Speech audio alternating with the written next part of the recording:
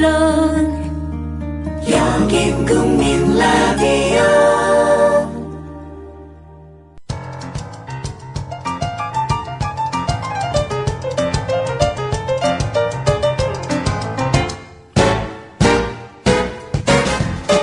안녕하세요. 똑똑한 12시 진행자 위키프레스 편집장 정영진입니다. 조합원 여러분들의 지식과 상식 그리고 순결성을 테스트해보는 시간 똑똑한 12시. 자, 오늘은 그 순결성이 입증되신 정성근 전 문화체육관광부 후보자와 이 전화 연결을 통해서 그분의 어떤 과거사들 또 과거에 있었던 또 재미난 일들 한번 에피소드로 들어보도록 하겠습니다. 잠시 후에 정 전 후보자 만나 뵙도록 하겠습니다. 국민 라디오 지지하는 4가지 방법 아시나요? 다운로드하기, 별점 주기, 댓글 달기, 구독하기. 국민 라디오를 보다 많은 이들에게 전할 수 있는 가장 손쉬운 방법. 다운로드하기, 별점 주기, 댓글 달기, 구독하기. 잊지 마세요. 다운로드하기, 별점 주기, 댓글 달기, 구독하기. 저희가 이번에 전 문화체육관광부 장관이죠. 장관 후보자 정성근 후보자와 전화 연결을 시도를 했는데 정 전 후보자가 지금 이제 전화를 받을 만한 상황이 아닌 것 같아요. 네. 그러다 보니까 전화 연결은 좀 실패를 했고 하여튼 계속 수시로 저희가 또 시도는 해보도록 하겠습니다. 수시로 연락하겠다. 이렇게 약속은 하지 마세요. 그래서 저희가 하여튼 기회 닿으면 한번 드러날 거짓말은 하지 말자고. 누구처럼 망할 수가 있기 때문에. 그렇죠. 그래요. 아니 무슨 이유 때문에 사퇴를 하셨을까? 지금 뭐 보도가 나온 것까지만 보자면 보도가 나온 것까지만 보자면 이 말은 이미 보도가 나왔기 때문에, 네. 우리가 이 보도 나온 내용까지만 이제 언급할 때, 그렇죠. 법적 책임은 면할 수 있다. 이런 얘기 아니겠습니까? 그렇습니다. 예. 저희 괜히 저희가 무슨 상상을 한다거나 추론을 한다거나 이러지 그렇죠. 않고, 근데 보도 나온 팩트만 가지고 일단 얘기를 좀 드려보자면, 일단 박영선 대표가 SBS, 한수진의 전망대 네. 출연을 해서 그런 얘기를 했습니다.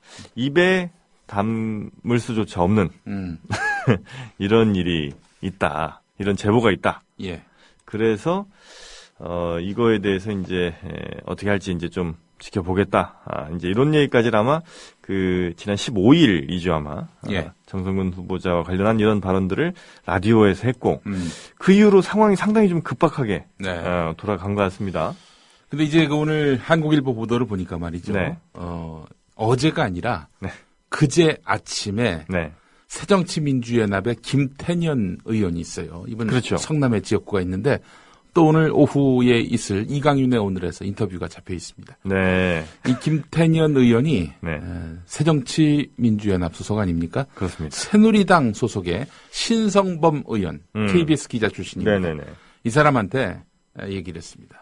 우리가 아직 까지 않는 카드가 있다. 이 카드 네. 까면은 이거 치명타가 될 것이다. 이미 임명이 강행됐는데 네. 만약에 정성근 후보자가 이렇게 자빠지면은 정성근만 자빠지냐. 이런 느낌이 들게끔 얘기했겠죠. 그렇죠. 자, 이 이야기가 어느 쪽에서 유통됐는지 모르겠지만 청와대에 전달이 됐고요.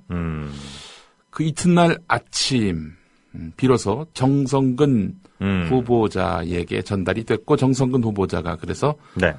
문화체육관광부 직원들에게 사퇴 발표를 하라 이렇게 지시를 했다고 하는데 동아일보 보도 내용이 있어요. 네. 야당이 발표하면은 진실이 규명되기 전까지는 사람들이 다 사실로 믿게 된다. 이 사실로 믿게 되는 과정 속에서 가족들이 입을 상처가 있기 때문에 가족들에게 상처가 가해지기 전에 물러나는 게 마땅하다. 가족들이라고 하면 정성근 후보자의 가족들. 네. 예. 근데 보도가 누구 가족을 말하는 거예요 지금? 뭔 상상을 하는 거예요 도대체? 아니 근데 이게 왜 그러냐면 서울신문 보도를 보니까 이른바 입에 담기조차 참 싫은 내용은 정성근 후보자의 여자 문제인 걸로 전해졌다. 이런 문제까지 나왔어요. 그래서 새정치민주연합 관계자에 따르면 네. 정성군 후보자의 10여 년 전 여자 문제에 대한 제보가 접수가 됐고 해당 의원실이 해당 여성 어머니의 증언이 담긴 녹취록을 확보하고 있는 것으로 알고 있다. 이렇게 서울신문 보도가 나왔기 때문에 일단 여기까지는 괜찮겠네요. 그러니까 10여 년 전 여자 문제에 대한 제보가 접수됐고 이게 이 사태에 아주 중요하게 작용을 한 게 아닌가. 이제 이렇게까지는 얘기가 예. 가능하겠습니다. 그래요. 왜 이런 걸 근데 입에 담기 참 싫은 내용이라고 하셨을까? 저희는 참 입에 담고 싶어하는 내용들인데. 우리는 그런데. 근데 이제 정치인들이 다른 거 말고 네. 그 사생활 갖고 트집 잡는 거는 참 의혹이 사실이라도 의혹 제기하는 쪽에서 폼이 좀 나지 않아요.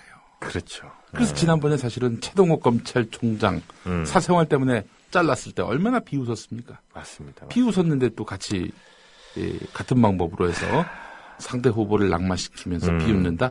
폼이 안 나지. 차라리 이제는 우리가 여자 문제는 좀 프리하게 가는 게 어떨까. 다른 공적인 데서 잘못한 거는 이건 심각하게 잡더라도 네.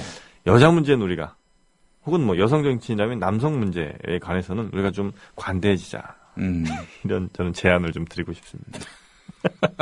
프랑스 봐요. 동거하다가도 총리도 되고, 예. 무슨, 동거인이랑 같이 이제 살다가 또 이혼도 하고 딴 여자도 만나고 이러지 않습니까? 그 미국 같은 경우 90년대 말에 네. 빌 클린턴, 르윈스키 르윈스키. 사건 터졌을 때 네. 사람들이 르윈스키와의 부적절한 관계를 비난한 게 아니라 네. 빌 클린턴이 르윈스키와의 관계를 부인을 했었거든요. 거짓말한 거지. 그 거짓말한 걸 갖고 클린턴을 몰아세웠단 말이죠. 거짓말 안 할 수가 있나? 예. 힐러리가 그렇게 무섭게 보고 있는데. 여자 문제도 있고 거짓말도 했고. 우리 성근이 형은 한국이나 미국이나 어디서는 터잡기는 쉽지 않겠어요. 네. 예. 하여튼 이 정성근 전 후보자가 이제는 낙마를 했고 과연 앞으로 또 무슨 일을 할지 한번 추적을 한번 저희가 해보도록 하겠습니다. 이제부터 우리가 좀 다른 이야기를 해보겠습니다. 다른 이야기. 예, 다른 이야기입니다. 다른 이야기란 점. 네. 다른 이야기. 어떤 다른 이야기인데 이렇게 다른 이야기를 강조를 하실까? 어떤 남자 이야기입니다. A모 씨. A모 씨 나이는 몇 살로 우리가 가정을 할까요? A모 씨라고 해서 안모 씨 이렇게 생각하시면 또 안 됩니다. 그냥 A 씨인 거죠. 예, A 씨. 예. A, B, C, D 할 예. 때. A 씨. 가나다 할 때. 예. A 씨 나이는 대충 우리가 몇 살 정도로 할까요? 제가 정확하게 특정하진 않겠습니다. 50대 후반? 60대 초반까지 합시다. 60대 초반. 50대 후반에서 60대 초반. 네. 굉장히 조심하시네. 이분이 네. 2000년에 룸사롱에 갑니다. 거기서 21살 여성을 어허. 만나요. 어허. 21살 여성이면 아마 네. 고등학교 졸업하고 바로 이 룸계에 뛰어든 게 아닌가 싶은데요. 룸계. 예. 룸계가 뭐예요? 있어 보이잖아, 이제. 룸계. 룸계에 이제. 알목에 이제. 알목에. 예, 뛰어들으셨는데. 알계에 이제 들어왔어요. 예. 그런데 이 여성이랑 네. 6개월 정도 두 집 살림을 합니다. 어허. 그러니까 이미 가정이 있는 분이었죠? 그러니까 그분은. 50대 후반에 그렇죠. 그분은. 예. 가정이. 아니, 혼자 사는데 두 집 살림 할 필요가 뭐 그렇죠, 있어. 그렇죠. 이미 가정이 있는 상태에서 예. 21살의 어린 알계에 있는 여성과 두 집 살림을 시작했다. 네. 이 나중에 네. 부인에게 아주 호되게. 바로 걸렸습니다. 이게 진짜 여성분들의 촉이라고 하는 거는 그럼요. 속이기 쉽지 않다는 거예요. 새벽 3시에 일어나서 회의 있다고 갈 정도의 이 근면함이 있지 않고서는 예. 걸릴 수밖에 없습니다. 그래도 걸릴 수 있어요. 이 촉이란 게 무섭거든. 그래서 하여튼 걸렸어요. 예. 이게 이제 부인한테 나중에 알려지게 되면서 문제가 됐습니다. 어허. 그래서 이제 사실상 네. 별거에 들어갑니다. 부인과? 예. 그래요. 네. 어떤 형식의 별거냐? 예. 그건 말씀드릴 수 없습니다. 알겠습니다. 어쨌든 별거에. 별거라는 의미는 따로 산다 이런 의미입니다. 따로. 예. 21살 여성과는 계속 관계가 유지가 혹시 좀 됐나요? 글쎄요. 그 이후의 일은 모르겠는데 걸렸으니까 걸린 이후에도 그게 그 관계를 유지한다는 건 쉬운 일은 아닌데. 그렇죠. 근데 이 여성에게 말이죠. 네. 200만 원에서 300만 원씩 따로 또 돈을 보냈다고 합니다. 관계가 끝난 이후에? 네. 아니, 그 이전에. 아, 관계가 있을 때. 그 이제 두 집 살림하는 동안에. 예. 생각보다 그렇게 많진 않은 금액이네요. 근데 네. 이 A씨. 네. 야, 정말 대단한 양반이네. 왜요? 아니, 이걸 통장으로 보낸 거야. 당연히. 네. 증거가 남는 거 아니겠어요? 계좌로 보냈으면은. 참, 통이 크다고 봐야 될지, 아니면 뻔뻔하다고 봐야 될지, 겁이 없다고 봐야 될지. 겁이 없다고 봐야 되겠지. 예. 뻔하게 들통나는 거를 참. 여튼 하여튼 겁 없는 그런 A모 씨가 있었다. 네. 갑자기 그런 얘기를 왜 하시는지 모르겠습니다. 왜 제가 갑자기 이런 얘기를 하느냐. 예. 다들 조심하자. 아니, 조심하자가 아니라, 이런 일을 하면 안 되지. 하면 안 된다. 기본적으로. 예. 있을 수 없는 일이고, 네. 저는 솔직히 얘기해서 네. 상대 여성의 직업이 뭐건 간에, 음. 일단, 둘이 미혼이라면 연애할 수 있다고 봅니다. 그럼요. 도리어 무슨 직업 갖고, 혹은 신분 갖고, 학벌 갖고, 외모 갖고, 이렇게 차별을 하는 거. 이건 아주 나쁜 거죠. 그러나, 가정이 있는 양반이 말이죠. 근데 전 좀 뭔가 의혹이 제기될 수밖에 없는 게, 200~300은 너무 적다고 봅니다. 200만 원에서 300만 원 너무 적다. 예. 그러니까 이 정도 금액이라면, 두 집 살림에는 턱없이 부족한. 그러니까 물론 이제 집도 해줬겠죠. 그러니까 예를 들면 어떤 원룸 같은 거를 월세로 좀 얻어준다든지, 이런 건 당연히 있었겠지만, 글쎄요, 현금 200~300이면 그래도 좀, 이른바 두 집 살림 하기에는 좀 적다. 좀 더 많은 금액이 아니었겠느냐. 네. 적어도 이 시장의 어떤 그 시장의 형성가라는 게 있잖아요. 표준 가격. 예. 이런 것들이 현재 대략 원룸 월세 포함 한 월세 제외하고 한 400~500 정도의 형성이 되거든요.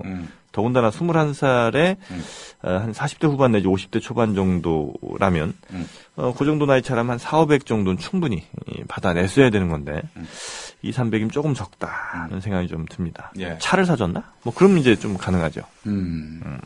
그게 난 참 또 놀라운 것이 말이죠. 네. 왜? 네. 소득이란 것이 다 드러났는데 네. 부인은 네. 200만 원, 300만 원. 이것이 딴 여자한테 갈 때까지 물론 이것이 이제 발단이 돼가지고 파악했을 수도 있겠지. 통장 조사하다가. 예.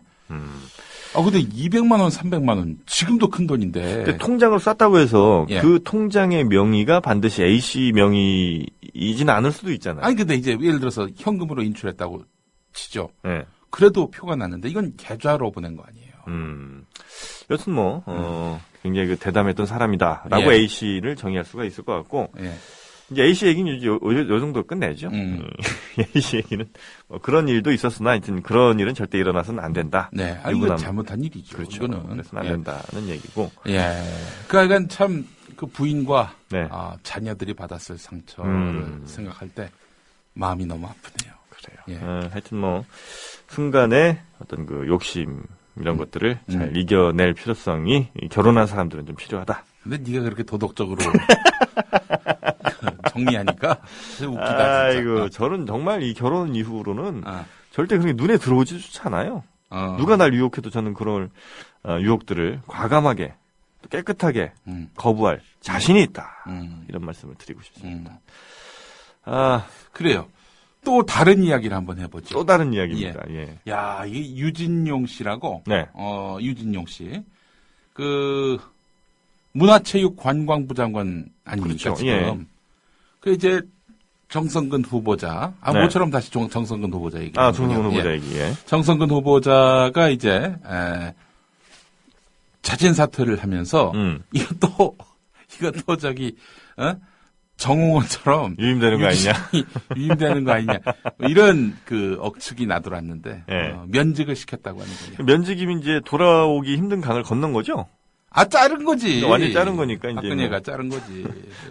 아니 면직 시켰다가 다시 다시 되돌릴 순 없나? 솔직히 얘기해서 누구야? 정홍원도 사표를 냈고. 그렇죠. 후임자가 인사청문 준비를 이제 시작을 했고. 또 총리실이 또 그 사람 중심으로 돌아갔었을 거 아니에요. 그러게요. 근데 왜 꼭 면직 처리까지 갔었어야 되나? 후임도 아직 확정되지 않은 상황이고. 그게 이제 억측이 나돌았지. 이것도 정홍원처럼 유임시킨다. 그럴까 봐. 유임시키면 거의 셀프 자해거든. 자해야, 자해. 참 이번 정권 들어서 참 신기한 일들, 사상 초유의 일들이 많이 벌어지는 것 같아요. 예. 특히 그 최경환이랑 또 황우여가 이제 각각 부총리, 이게 또 둘 다 이제 부총리가 됐잖아요. 이런 경우도 없다면서요. 여당 전 무슨 원내대표랑 그 당대표가 정부에 부총리 2명 된 경우가 처음이라고 하던데. 하여튼 뭐 이 새로운 일들이 참 많이 벌어지는. 그렇죠. 몇 달 전까지만 하더라도 당대표, 당 원내대표였는데 둘이 부총리가 된 거야. 그러니까 이게 바로 박근혜식 인사예요. 믿는 사람만 쓴다는 거지. 믿는 사람만. 참 풀이 좁은 것 같아요. 그러다 보니까. 풀이 좁은 게 아니라 이 박근혜의 마음속에는 배신자에 대한 이런 강한 분노, 저놈들이 이 정권을 무너뜨린다라고 판단하는 거예요. 왜냐? 아버지가 그렇게 해서 총 맞아 돌아가신 거 아니에요. 한마디로 얘기해서. 배신자에 의해서. 배신자는 절대 용납할 수 없다. 대신? 아마 김용민이보다 더 미울걸? 배신자가? 배신자가 누군지 모르겠지만 어쨌든 배신자를 그렇게 싫어한다. 우리나라에 배신자란 이름을 갖고 계신 분이 있다고 하더라고. 계실 거야. 아마. 충분히 무슨 계실 거야. 자녀 이름을 배신자로 짓나. 그렇죠. 자녀 이름들 지을 때는 근데 뭐 유도탄도 있고 전 그 박둘리도 있었어요. 박둘리. 전에도 말씀드렸죠. 방극봉. 극봉 씨. 방극봉이라는 분도 계셨고 문문문이라는 이름도 있었고. 문문문이요? 예, 이름이 문문문이었어. 문문이에요, 이름이? 예. 문씨인데? 예. 진짜, 문문문. 그리고 저는 항상, 그런 얘기를 합니다. 그러니까, 우리나라가 이름을, 사실은 과거에는 뭐 몇 개씩 썼잖아요. 그러니까 어릴 때 쓰던 이름이 있고, 나중에 이제 뭐 공직에 나서 쓰던 이름, 뭐 나이 들어 쓰는 이름이 쭉쭉 달랐는데, 이 주민등록증제 시행 이후부터는, 어릴 때 이름이 그냥 죽을 때까지 가는 거잖아요. 예. 그러니까 뭐, 박소영 할머니 이제 뭐 이런 잔치도 하시고 뭐 박소영 정도면 그나마 좀 괜찮죠. 무슨 초롱 할머니 뭐 이럴 수 있잖아요. 그러니까 한 20살 딱 넘어가면서부터는 좀 자신이 지은 이름으로 주민등록을 이렇게 시켜준다든지 뭐 이런 걸 하는 일들이 좀 공식적으로 이런 게 좀 필요하지 않나. 저도 좀 제 이름이야 이제 괜찮은데.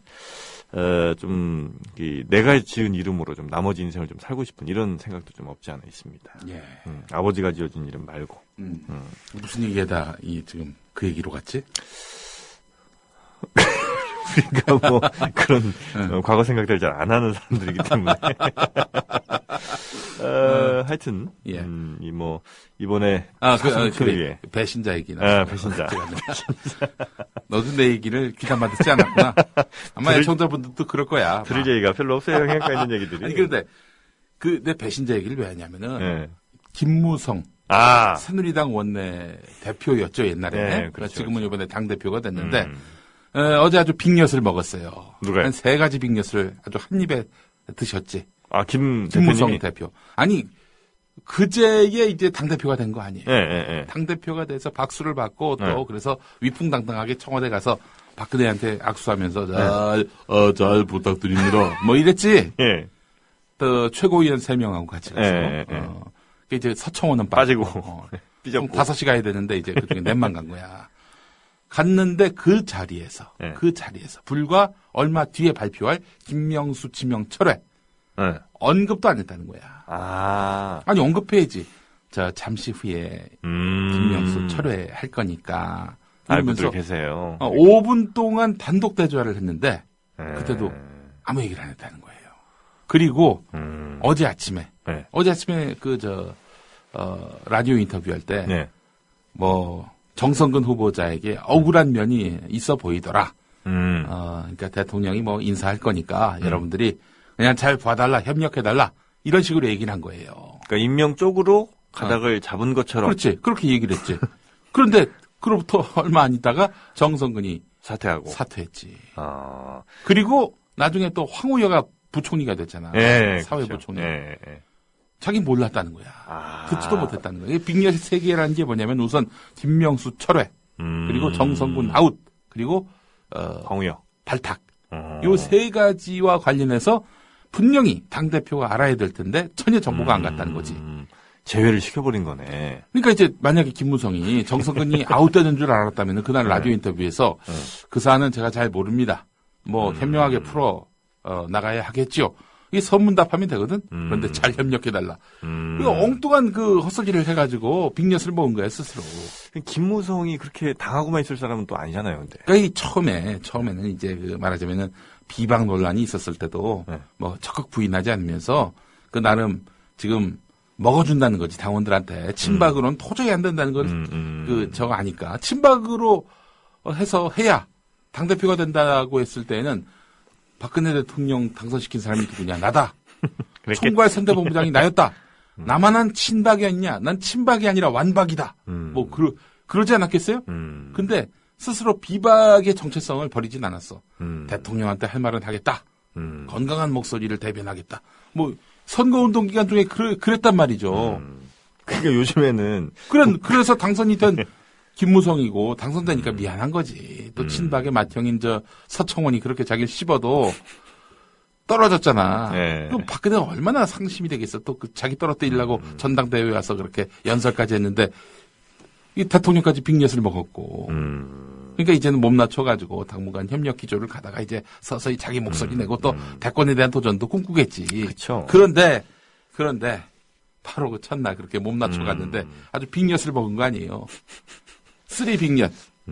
아니 요즘에 진짜 그 새누리당에서 친박이냐고 물어보면 머리를 긁적이는 사람이 그렇게 확 늘어났다고. 2011년, 12년 때만 해도 서로 내가 친박이라고 그렇게 얘기하던 사람들이 이제는 친박이냐고 물어봐도 그냥 이렇게 웃으면서 지나가거나 머리를 긁적이면서 부인도 아니고 인정도 아닌 애매한 태도를 취하는 사람들이 아주 많이 늘어났다는 게 요즘 새누리당. 네, 아직도 기억이 납니다. 2006년에 네. 우리 경기도지사를 하셨던 그 남경필. 네. 지사를 하셨더니 아니지. 지사에 당선되셨던. 네, 네. 그래서 지사이신. 지사인. 우리 남경필 그 우리 지사께서 네. 제가 이제 강의 나갔던 학교에 오셔가지고 네. 말씀을 하시는데 그때가 이제 이명박 정권 거의 말기입니다. 2011년인가 그랬어요. 그때 오셔가지고 하신 말씀이 뭐냐면은 이제는 월박, 복박 이런 행렬이 이어질 것이다. 2006년 때 얘기예요. 2011년. 2011년에. 초야 초. 이제 앞으로 월박, 복박이 줄을 이을 것이다. 이게 뭐야? 차기 미래 권력. 그렇죠. 미래 권력한테 줄 선다는 얘기고 이제 현 권력에게는 더 이상 볼 것 없다. 이렇게 판단을 한 거고 이번에 그 결국에는 1년 네. 반도 안 돼가지고 김무성 비박이 된 거는 친박으로는 앞으로 미래가 없다라고 판단을 했던 전략적 선택이겠죠. 어쨌든 근데 김무성과 우리 박근혜 대통령 사이에는 아주 미묘한 긴장감이 있죠. 배신자라는 인상이 굉장히 강합니다. 박근혜 대통령한테. 서로 친했다 멀어졌다 한 게 꽤 오랜 2009년부터죠. 2009년. 더 되잖아요. 한 10년 정도 이렇게 뭔가 좀 예전에도 이 김무성 대표가 예전에 그 이명박 박근혜 1차 대선 후보 경선에서 그때는 이제 박근혜 손을 들었었죠. 네. 그때는 박근혜 손을 들었다가 잠시 또 좀 사이가 약간 좀 멀어졌다가 다시 이제 돌아왔다가 다시 또 멀어진 뭐 이런 한 10년 정도 되는 이런 애증의 관계를 유지하고 있는 것 같은데 하여튼 김무성 당대표 일단은 최고위원들 중에 친박이라고 할 만한 사람들이 거의 없죠. 아마 서청원 최고위원 말고는. 네. 그리고 그 김을동도 사실은 친박인데 네. 그 여성이라서 이제 그냥 붙여준 거죠. 김을동. 예. 김을동. 진짜 표대결로 했을 때 5등은 홍문종. 그렇죠. 홍문종이 들어갈 수 있었는데 김을동이 들어가는 바람에 홍문종이 아웃됐지. 하긴 뭐 홍문종도 뭐. 홍문종도 그래도 친박을 표방했죠. 예. 그동안 해왔던 것도 보면은. 하여튼 당내에서 하여튼 박근혜 대통령의 위상이 서서히 아마 이번 730 때가 거의 마지막으로 박근혜 마케팅이 통할지 안 통할지 모르겠습니다. 어쨌든 그때까지 효용 가치가 남아 있는 게 아닐까. 근데 이제 정서상 보면은 네. 이 박근혜 마케팅으로는 못 할 거예요. 왜냐? 이번 730도 이번 그 김무성의 당선은 말하자면 이번 730 재보선에서는 친박 마케팅으로 안 하겠다는 선언이기도 하거든요. 김무성이 저 친박 마케팅 해봐. 얼마나 웃겨. 지난 6.3 지방선거 때 그 친박으로 갔다가 이번에 비박을 뽑아가지고 비박 무드로 간다는 거 아니에요. 그래서 정권 심판론을 희석시키려고 하는 거 아니야. 정권 심판론을 희석시켜야 되는 판에 김무성이 가가지고 박근혜 대통령 한 번만 더 밀어주세요. 이게 먹어주겠냐 이거예요. 아, 그나저나 지금 왜 이렇게 야당 지지율이 낮아진 거예요? 그 여론조사 결과는. 중앙 동안은 네. 권은희 탓이다 그러고 있는데. 그래요. 이게 지난번에 2012년 총선 때도 다 모든 책임이 다 김용민이한테 있는 것처럼 뒤집어 씌웠잖아요. 아니 뭐 물론 저는 그렇게 해서 저희 책임에 대해서 묻는 사람들이 있긴 하고 뭐 그런 주장에 대해서 뭐 난 아니다라고 얘기하는 게 얼마나 구차하고 웃겨. 그건 떠나서 아니 세상에 무슨 초선에 도전하는 사람 때문에 당이 망했다. 이런 당은 존재할 필요가 없는 거 아니에요? 아니 그리고 뭐 사실 그때 김용민 후보자는 정말 공격을 많이 했었죠, 그죠? 그 뭐 보수 언론들에서 막 아주 뭐 지저분한 것까지 막 이렇게 끄집어내고 하여튼 지저분하게 공격을 했는데 권은희 후보자는 그렇게 공격을 막 지저분하게 할 만한 게 별로 없지 않나요? 그러니까 없는 저런 것들을 들춰내는 거죠. 이를테면은 국정원의 선거 개입권과 관련해서 위증 논란 진실을 이제 폭로했는데 그 주변에 있는 애들이 다 부인을 해가지고 결과적으로 권은희는 거짓말쟁이다. 새누리당이 이걸로 몰고 가는 거 아닙니까? 거짓말을 한 데다 이런 사람을 야당 입맛에 맞게 증언했다는 식으로 이제 매도를 해가면서 결국에는 야당을 위해서 거짓 증언을 하면은 공천을 얻는다. 이런 나쁜 신호를 줬다는 식으로 또 지금 매도하고 있는 거 아니에요? 참 이해할 수가 없는 일들이 일어나고 있고 조금 전에 소식이 하나 들어왔는데 광주에서 헬기가 추락했답니다. 그래요? 예, 그래서 지금 최소 3분이 사망하신 걸로 지금 보도가 좀 나오고 있는데 뭐 나라가 이래. 사고 원인은 뭐 좀 더 시간이 좀 지나 봐야 되겠습니다만 하여튼 도심에서 헬기가 추락했기 때문에 인명 피해가 꽤 있을 가능성이 좀 높아 보이고요. 자꾸 진짜 이런 사고들이 자꾸 벌어지는 게 참 안타깝습니다.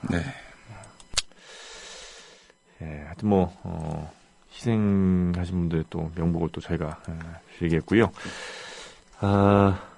사고, 공화국 이런 게 사실 김영삼 전 대통령 때 한참 뭐 사고 정말 우리나라 어마어마한 사고들이 막 대형 사고들이 이어졌었는데 지금 이명박, 박근혜 이 정부를 지나면서 또다시 이제 사실은 선진국이 점점 돼가면 이런 인재들, 대형 인재들은 서서히 좀 줄어드는 게 사실 정상이거든요. 그런데 오히려 더 늘어나는 게 아닌가. 특히 뭐 경주 그때 마운오션 리조트라든지 아니면 뭐 다들 알고 계시는 그 세월호라든지 점점 이런 그 대형 인명사고들이 좀 늘어나는 것 같아서 상당히 좀 아쉽습니다. 네. 후진국으로 가니까 후진국형 사고가 나오는 거야. 그게 진짜 선진국형으로 간다면은 선진국스럽게 사고가 없는 거고. 그러니까 뭐 천재지변이야 정말 어쩔 수 없다 치더라도 이런 그 인재 같은 것들은 정영진 씨 화제를 바꾼 거야? 물론 그 헬기 사고 그건 정말 충격적인 사고기도 하고 또 근데 워낙에 또 이 정권이 뭐 무슨 안보를 표방하고 안전을 표방하지만 어느 것 하나 뭐 제대로 하는 것이 없기 때문에 그러니까 말로 해서 되는 게 안전이 아니죠. 저는 사실 어제 어느 한 강연을 갔습니다. 강연에 가서 제가 생각해도 너무 참담하기 이를 데 없는 그런 가정을 했어요. 뭐냐면은 세월호 참사에서 드러난 이 안전 이런 구명 시스템을 만약에 부산 고리 원전에서 방사능이 누출되는 사고가 발생했을 때 그대로 이 위기 시스템을 적용해 본다면은 이거 진짜 어마어마한 대참극을 예언하지 않을 수 없다는 거예요. 이제 고리 원전에서 무슨 사고가 나겠느냐? 말도 안 되는 얘기다. 너 그렇게 해서 괴담 유포하지 마라. 이렇게 얘기하는 사람도 있을지 모르겠어요. 하지만 고리 원전의 위험성은 원전에 대해서 잘 모르는 정영진이나 김용민이가 이렇게 얘기해서 권위가 떨어지는 게 아니라 이미 여러 가지로 우려할 만한 그런 단면들, 사건들이 있었단 말이죠. 작년 2012년, 작년이 아니죠. 재작년 2012년 2월에 무슨 일이 있었냐면은 고리 원전. 너무 오래돼가지고 네, 예. 아버지 박정희 대통령 시대 때 만들어져서 이미 이제 문 닫아야 되고 더 이상 가동해서는 안 되는 그 원전을 계속 가동하는 와중에서 정전사고가 발생했습니다. 원전에서 정전사고가 발생하는 건 뭐냐? 2시간의 그 골든타임이 부여되는 겁니다. 2시간 후에는 무슨 사고가 발생하냐? 이 나라가 후쿠시마가 되는 거예요. 그 2시간밖에 안 돼요, 그게? 예. 그 연료봉이라고 하죠. 예. 그게 녹아버리는 핵연료봉이, 냉각수가 멈춰버리면? 그렇지. 이 냉각수가 돌려면은 전기가 들어가야 되는데 전기를 만드는 원전에서 정전사고가 발생했단 말이지. 그게 2시간이란 말이에요? 2시간 동안에 빨리 전기가 회복되지 않으면은 그냥 후쿠시마처럼 되는 거야. 그런데 무려 12분 동안 전기가 안 들어갔다는 거예요. 다행히 13분째 이르러서 전기가 돌았기 때문에 우리가 그게 그 사고를 막을 수 있었을지는 모르겠습니다만은. 그리고 또 그해 7월에도 네. 비슷한 사고가 있었는데 이런 정전 사고가 있었다면은 즉각 알려져야 되는데 묻어놨구나. 2월에 있었던 사건은 한 달 뒤에 알려지게 됩니다. 그러니까 우리가 그 하인리 법칙이라고 하잖아요. 네. 1대 29대 300. 예. 그러니까 큰 재해, 작은 재해, 그리고 사소한 사고의 발생 비율이 1대 29대 300이라는 건데, 그러니까 그만큼 많은 작은 사고들을 우리가 무시를 하고, 또 크고 작은 재해들을 또다시 무시를 했을 때는 정말 큰 사고가 올 수밖에 없다. 네. 이런 게 이제 하인리 법칙인데, 우리는 그동안 이 300이라는 그 사소한 사고들을 무시하고 지나온 게 너무나 많고, 또 29라는 크고 작은 사건들도 대개는 그냥 가능하면 무마하려고 애썼고, 안 알려졌으면 하는 마음으로, 이렇게, 지금까지는 사고를 좀 덮어왔던 이런 측면들이 없지 않아 있는데, 그러다 보니까 이 일이라는 어마어마한 사고가 발생하는 건데, 이 일이라는 게 만약에 말씀하신 그 원전, 이게 만약에 된다면, 그건 정말 상상하기도 싫어요. 예. 근데 이거를 세월호에 한번 적용해 보자고요. 예. 만약에 고리 원전에서 그 노심이 녹는 그런 녹는 사고가 발생한다. 자, 세월호 때의 정부의 대응을 한번 따져보죠. 어떻게 했습니까, 처음에? 일단은 문제 없다고 했죠. 다 구조됐다. 낙도시까지 다 구조되고 아무 일도 없는 것처럼 했죠. 네. 예. 그렇게 되면 어떻게 될까요? 그러면 지금 방사능이 막 세상에 나오고 노출이 있음에도 돼가지고. 불구하고 세월호는 그나마 배라는 형체가 있잖아요. 잠기고 있는 게 보이잖아요. 그런데 이거는 눈에 보이지도 않아. 냄새도 그렇죠. 안 나. 몰라. 모르는 가운데 그냥 그냥 치명타를 커져버리는 거지. 받을 가능성이 있는 거죠. 그리고 언론은 오보를 계속 보도하고 있죠. 정부 보고만 믿고 예. 계속 오보를 내겠죠. 그리고 원전은 잘 차단되고 있다. 원전을 지켜야 될 한수원 직원들 네. 도망가. 그렇죠. 제일 먼저 도망가. 원자력 발전 소장이 네. 가장 먼저 탈출하고 도망가고. 그 핵심 직원들 먼저 예. 빠져나오고 그래 놓고는 나중에 이제 이 사태에 대해서 책임을 물을 때 이 한수원 직원들만 때려잡아. 그렇죠. 한수원 사장 도망가. 그러면 수배하고 반상회도 열어. 한수원 사장이 모든 잘못의 원인인 것처럼 그렇지. 뒤집어 씌우고 뒤집어 씌우고. 한수원 사장 가족들 때려잡고 네. 그리고 한수원 사장은 정작 안 잡히고. 그렇지. 그래 놓고는 그 원전 사고로 인한 피해자 그 가족들 단식을 하건 농성을 하건 개무시해. 선거만 끝나면. 예. 진짜 화나더라고요, 그거는. 지금도. 그러니까 세월호 사건 단건이 아니에요. 이 세월호 사건을 제대로 해결하지 못하면 앞으로 미래 원전 사고 날 때 같은 방식으로 대응할 수 있다라고 볼 수 있는 거예요. 그렇기 때문에 이 세월호 문제는 그 유가족들만의 문제가 아니라 피해자들만의 문제가 아니라 우리의 문제라는 거예요. 그래서 그 특별법을 만들자고 특별법에 이제 수사권 이런 걸 좀 부여를 하자고 조사위원회에 네. 그렇게 얘기를 하는데도 새누리당은 이걸 사법 체계가 무너진다고 하는데 아니 사법 체계 무너진다? 아니 그럼 특검은 왜? 그것도 특검 노래 부르는 특검. 그렇죠. 권은희 특검 얘기도 나오더만 보니까. 아, 권은희는 뭐 특검할 게 뭐 있어요? 그러니까 의혹만 갖고도 자기들이 일방적으로 주장하는 의혹만 갖고도 특검하자고 하는 판인데. 야, 그 조사위원회. 그거야말로 사법 체계의 근간을 흔드는 행동 아닌가? 그리고 자신들이 무슨 사법 체계를 얘기할 만한 입장이 또 아닌데. 아니 쿠데타를 일으킨 사람의 딸이 지금 대통령을 하고 있는 판인데 무슨 사법 체계를 무너네. 헌법 체계를 무너뜨린 사람들인데. 아이고. 여튼 그래서 이 조사위원회 사실은 그러니까 유가족들이 바라는 거는 무슨 대학교 뭐 특례 입학 이런 거를 떠나서. 그런 유족들이 요구한 적도 없어요. 그러니까요. 그 진짜 원하는 거는 제대로 된 사고 원인을 객관적으로 조사를 철저히 해서 다시는 이런 일이 벌어지지 않게 하자는 건데. 그렇지. 그런데 자꾸 뭐 변죽만 올리면서 뭐 무슨 대학을 특례 입학을 뭐 1%를 시켜주네. 뭐 이런 얘기를 하니까 유가족들 얼마나 화가 나시겠어요. 예. 하여튼 우리 빨리 오늘까지가 아마 마지막 날인 것 같은데. 임시국회. 예, 임시국회 마지막 날이 아마 오늘인 것 같은데 오늘 안 되면 또 언제까지 될지 모르는 거 아니에요, 그거? 봐봐. 만약에 진짜 이 상황마저도 네. 고리원전에서 만약에 사고가 난다. 그랬을 때 고리원전 사고 나면요. 고리원전이 어딘지 아시죠? 울진 쪽 아니에요? 울진은 아니야. 아닌가? 이 사람은 부산에 있어, 부산. 아, 고리가? 부산 기장군에 있어. 아, 기장군. 방사능 노출되면 뭐 기장군만 하고 끝나? 부산. 그쵸. 반경한. 울산. 대구. 경남, 경북 다. 아니, 저 전라도도 다 영향을 미치죠. 그쵸. 뭐, 직관적으로 다 영향을. 또 어디서든 터지면, 이 좁은 나라에서. 그렇죠. 굉장히 어처구니없는 그런, 영남이 그야말로 초토화가 되는 그런 대난리가 발생을 합니다. 이게 난리로도 표현할 수 없는 나라가 망하는 거야, 한마디로 얘기해서. 돈 많은 사람들 외국으로 다 아마 튈 거고, 사고 나자마자. 이게 이런 상황이 나도 진상규명조차 안 된다라고 했을 때 이게 나랍니까? 그렇죠. 세월호의 문제를 진상규명을 제대로 해서 정권이 질 수 있는 책임이 있다 그러면 책임을 지고 유병헌이 질 책임이다 그러면 마땅히 책임을 지고 모든 사람들에게 아주 극명한 교훈을 남기지 않고서는 우리는 또 다른 안전사고를 대비한다 말할 수 없는 겁니다.